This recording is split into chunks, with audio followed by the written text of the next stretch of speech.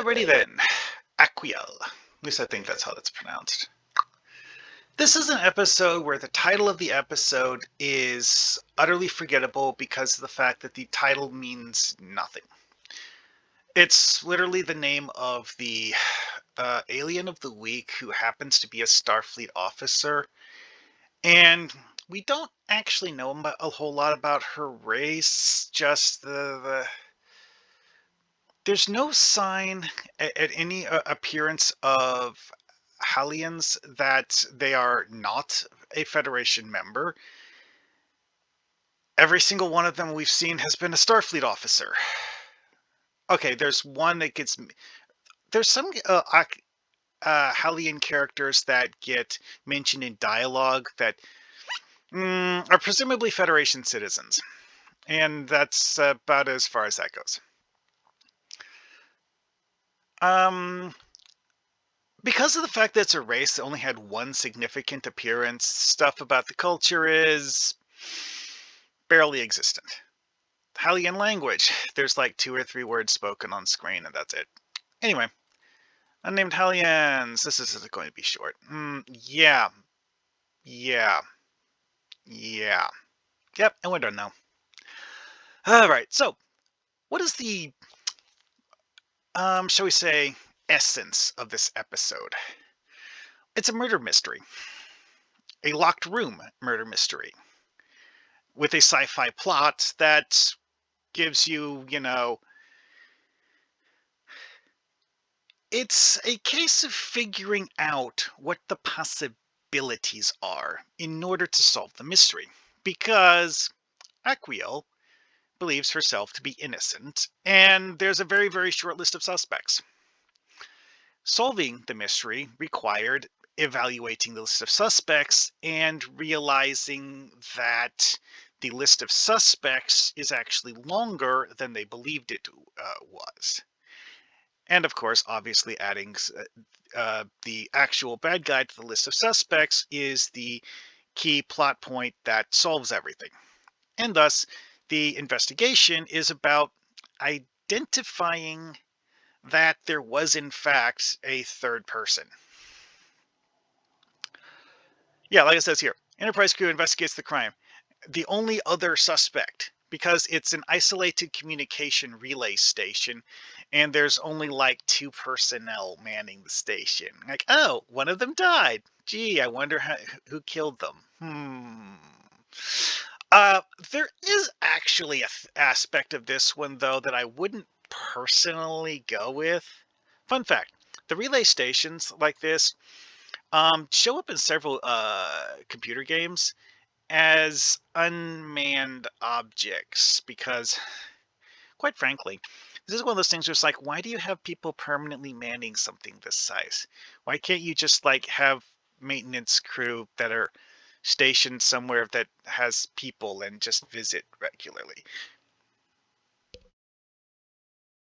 Possibility here is, of course, that it's just that remote, I guess. I don't know. Anyways, now one of the things that is interesting here is the whole like cell residue thing. And yeah, that's a giant clue early on. And the whole figuring out what the cell residue thing is actually the crux of the investigation that tells people what's going on. Because the monster of this particular episode is a creature called the coalescent organism, which, short version, it's a non-sentient shapeshifter that kills people as part of its shapeshifting thing and stealing their appearance as part of killing them. And, Aquiel's dog, Mara, gets imitated by the coalescent organism, and the organism actually at one point takes on the form of the dead guy that people are looking for. Here's the thing. If it starts draining your life, it can actually make you forget that it attacked you. Yeah, that is a peculiar thing with this one. And also, it's like that was kind of plot convenient because the fact that if Aquiel remembered that the coalescent organism existed, that would have, made the whole investigation really, really short. Yeah, that was a weird thing. It's like that they had to throw in there to keep Aquiel from simply telling everyone what happened. Is that they had to give her convenient amnesia. Now, this is actually one of those things that would be something you could just restructure the plot to avoid, because you can do the whole locked room thing. It's like, oh, I don't know what happened, because and have the person who says I don't know what happened mean it because of the fact that they didn't actually see anything, and thus the incident isn't something they know about. People may or may not actually believe them because of the fact that it's like, wait, but you were like on the other side of the door. You don't know anything about what happened, really? Sure. Yeah, yeah. The coalescent organism in this one, despite imitating sentient life forms, seemingly doesn't actually take on the intelligence of sentient life forms. It apparently borrows memories, but doesn't actually have the ability to use them the way a actual person would. So,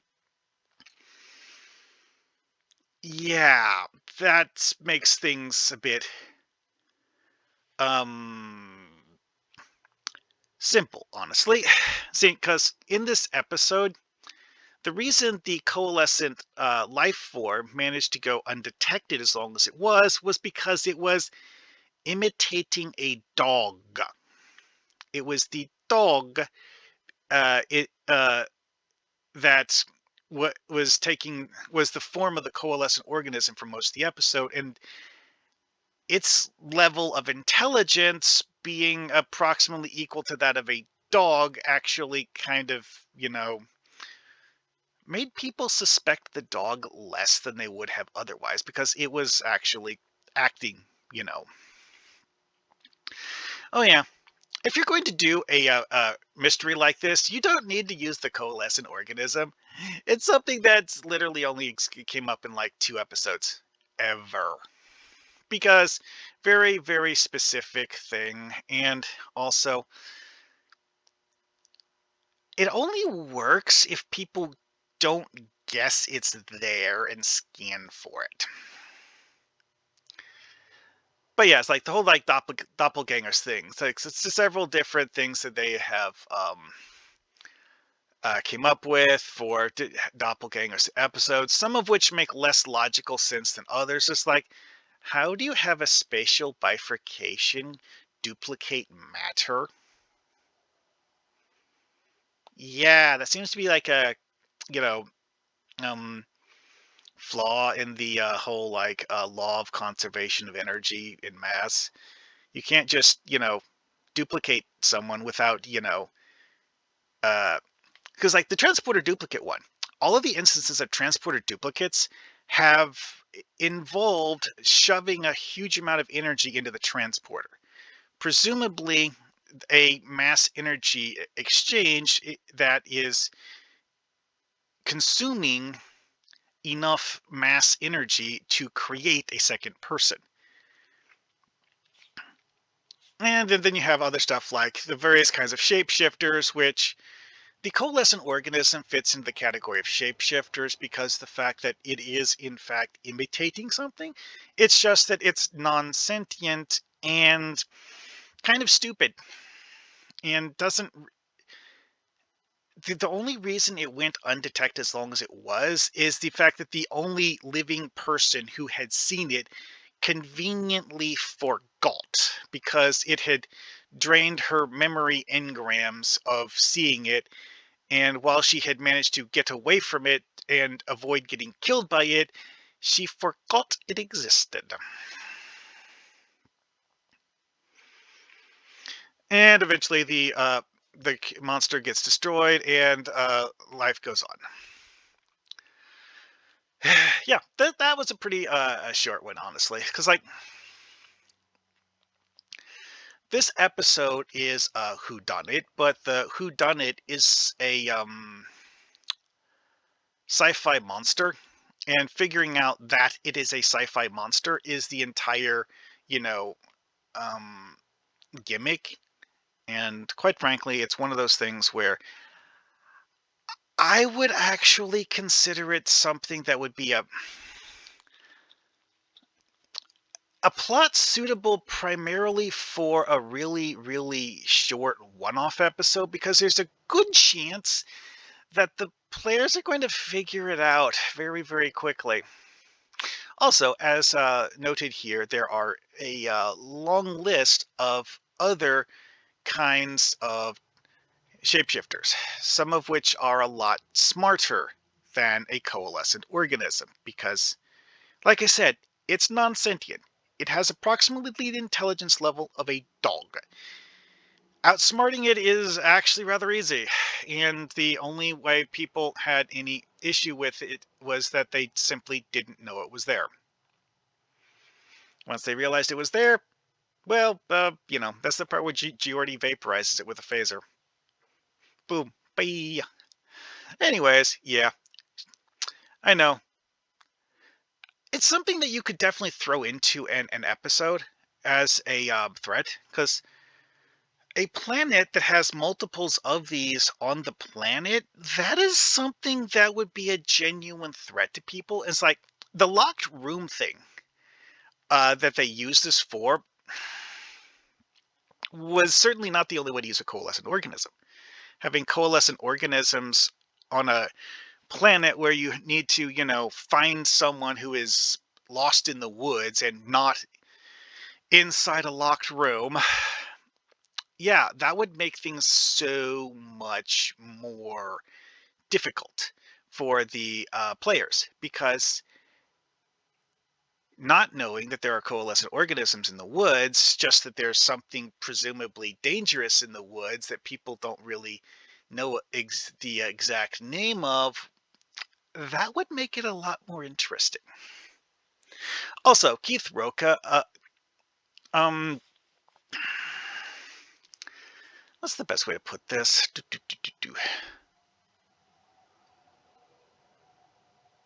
Oh yeah, it actually did apparently imitate Roca long enough to get on board Relay Station 47, because the real Roca apparently died before coming on board the station.